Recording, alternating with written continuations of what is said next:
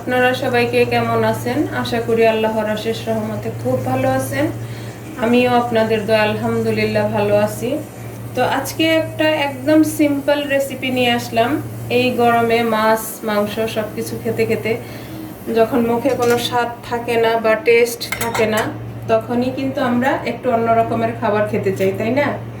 তো সেটার জন্য আমি আজকে নিয়ে আসলাম মুরগির ঘিলা, কলিজা, পা দিয়ে বুটের ডাল রান্না।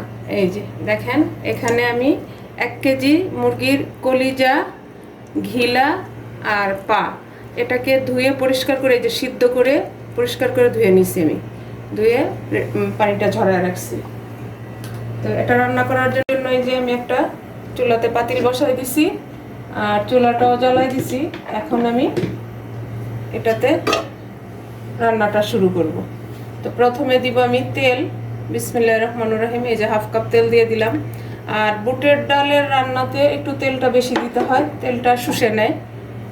আর এখন দিব আমি, আর আমার চুলার আঁচটা আছে মিডিয়াম ফ্লেমে। এখন দিব গরম মশলা। গরম মশলার মধ্যে নিছি আমি 2টা দারুচিনি, 7-8টা গোলমরিচ, 4-5টা লং আর 7টা এলাচ, 2টা তেজপাতা। এগুলি এখন দিয়ে দিব।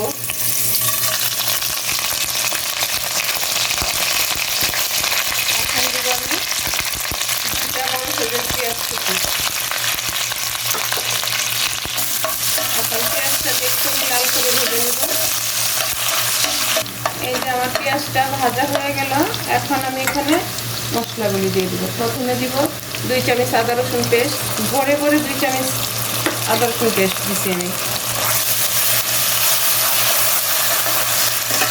এখন এর মধ্যে বাকি মশলাগুলি দিয়ে দিব।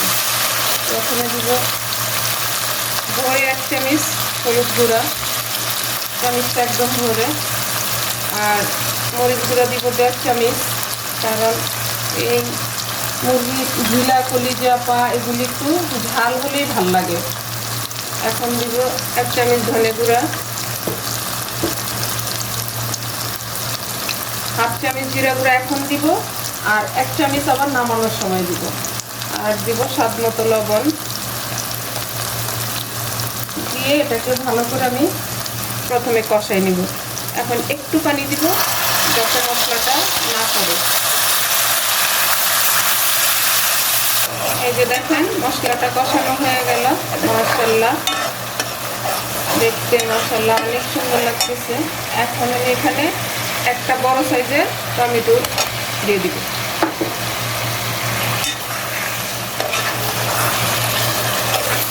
এখন এখানে আমি এই যে আমার মুরগির ঘিলা, কলিজা, পা দিয়ে দিব। দিয়ে এটাকে এখন নেড়ে ভালোভাবে একটু কষাই নিব। এখন এটাকে আমি ঢেকে 5 মিনিট কষাই নিব। এই যে 5 মিনিট এটাকে আমি কষাই নিলাম। দেখেন মাশাআল্লাহ, এভাবে নেড়ে নেড়ে এটাকে আমি কষাই নিলাম। আর এই রান্নাটা কার কার পছন্দ আমাকে অবশ্যই জানাবেন। এখানে মুরগির গলা বা মাথা বা উইংস এগুলি দেওয়া হয়, কিন্তু এখানে গলা মাথা পাওয়া যায় না, উইংসটা পাওয়া যায়। তো আমি মুরগির পা, ঘিলা, কলিজা এটাই রান্না করলাম। এই বুটের ডাল দিয়ে এই গরমের মধ্যে এই খাবারটা রুটি, পরোটা, ভাত সব কিছুর সাথে ভালো লাগে। আমার এই রান্নাটা একটু যদি আপনাদের কাছে ভালো লাগে তাহলে আমার চ্যানেলটাকে সাবস্ক্রাইব করবেন, লাইক করবেন, শেয়ার করবেন এবং কমেন্টস করবেন। আর আমার পাশেই থাকবেন প্লিজ, আপনাদের কাছে আমার বিশেষ অনুরোধ। আর যারা সাবস্ক্রাইব করছেন তাদেরকে অসংখ্য ধন্যবাদ। প্লিজ যারা নতুন তাদের উদ্দেশ্যে বলি, আপনাদের কাছে আমার বিশেষ অনুরোধ, আপনারা আমার চ্যানেলটাকে সাবস্ক্রাইব করবেন। আর পুরানো যারা আছেন আমার ভাই বোনেরা, তাদের উদ্দেশ্যে বলি প্লিজ একটা করে অন্তত লাইক দিয়ে যাবেন। তো আজকে আমার এই রান্নাটা কার কার পছন্দ সেটাও কিন্তু জানাবেন। এখন এখানে আমি এই যে বুটের ডালটা দিয়ে দিব। এখানে আমি 250 গ্রাম বুটের ডাল ধুয়ে ভিজাই রাখছি আধা ঘন্টা। এখন এখানে দিয়ে এটাকেও আমি আবার কষাই নিব আরও 5 মিনিট এটার সাথে। মিক্স করে ঢেকে এটাকে আরও 5 মিনিট কষাবো। এই যে প্লিজ, এই রান্নাটা একেবারে সহজ ঘরোয়া উপকরণ দিয়ে হয়, কিন্তু খেতে অন্যরকম একটা টেস্ট। এখন কে কে পছন্দ করেন তা তো জানি না, যারা পছন্দ করেন তাদের জন্যই। তো এখন আমি এটাকে ঢেকে আরও 5 মিনিট কষাবো। এই যে এটাকে আমি 5 মিনিট কষাই নিলাম ডালটা দেওয়ার পরে। আর এই 5 মিনিটের মধ্যে কিন্তু আমি ঢাকনাটা অফ ক্যামেরায় ঢাকনাটা উঠাইয়া নেড়ে নেড়ে দিচ্ছি, না তো ডাল এখানে লেগে যাওয়ার সম্ভাবনা থাকবে। এই যে দেখেন মাশাআল্লাহ।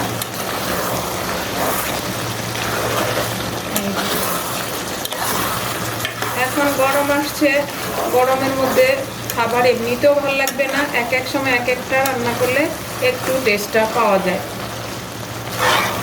এখন তো গরম চলে আসছে, এই গরমের মধ্যে কিন্তু একঘেয়েমি রান্নাগুলি আর ভালো লাগবে না, কারণ গরমের মধ্যে খাওয়া দাওয়া এমনিতেই ভালো লাগে না। তো এক এক সময় এক এক ধরনের রান্নাটা করলে কিন্তু মন্দ হয় না, তাই না? তো কার কার এই মুরগির ঘিলা, কলিজা, পা এসব পছন্দ বুটের ডাল দিয়ে আমাকে অবশ্যই জানাবেন, কারণ সবাই তো আর খায় না। এখন এখানে আমি ঝোলের পানিটা দিয়ে দিব। আর কষানোটা হয়ে গেছে, এই যে পানিটা দিয়ে দিলাম। একটু বেশি দিব, কারণ বুটের ডাল তো সিদ্ধ হতে হবে। এই যে বুটের ডালটা সিদ্ধ হতে তো একটু পানি লাগে বা সময়ও লাগে। এই যে, তো প্লিজ যারা এই মুরগির পা, ঘিলা, কলিজা পছন্দ করেন তারা একবার হলো আমার এই রেসিপিটা ফলো করে বুটের ডাল দিয়ে রান্না করে খেয়ে দেখেন। আমাকে এই রান্নাটা এখানকার এক ভাবি অনেক আগে একবার খাওয়াইছিল, সেই থেকে আমিও বুটের ডাল দিয়ে করি, খাই, আমার কাছে ভাল লাগে। বাকি পানিটুকু দিয়ে দিব, দিয়ে ঢেকে এটাকে আমি 10 মিনিট রান্না করব। 10 মিনিট পর আমি আবার আপনাদের সাথে শেয়ার করতেছি আমার মুরগির ঘিলা, কলিজা, পা বুটের ডাল দিয়ে রান্নাটা কেমন হলো। এই যে আমি 10 মিনিট পরে আসলাম, মাশাআল্লাহ এত সুন্দর ফ্লেভার আসতেছে, দেখেন লুকটাও দেখেন। এখন দেখবো আমি ডালটা সিদ্ধ হয়েছে কিনা। এই যে ডালটা একেবারে সিদ্ধ হয়ে গেছে। এখন এই পর্যায়ে আমি 8টা কাঁচামরিচ দিয়ে দিব। ছোটো দেখে আমি 8টা দিলাম, ছোট ছোট একেবারে দিয়ে এটাকে আবার মিশাই নিই। আমার রান্নাটা অলমোস্ট হয়ে গেছে। এই যে এখন এই পর্যায়ে আমি 1 চামচ জিরা গুঁড়া দিয়ে দিব।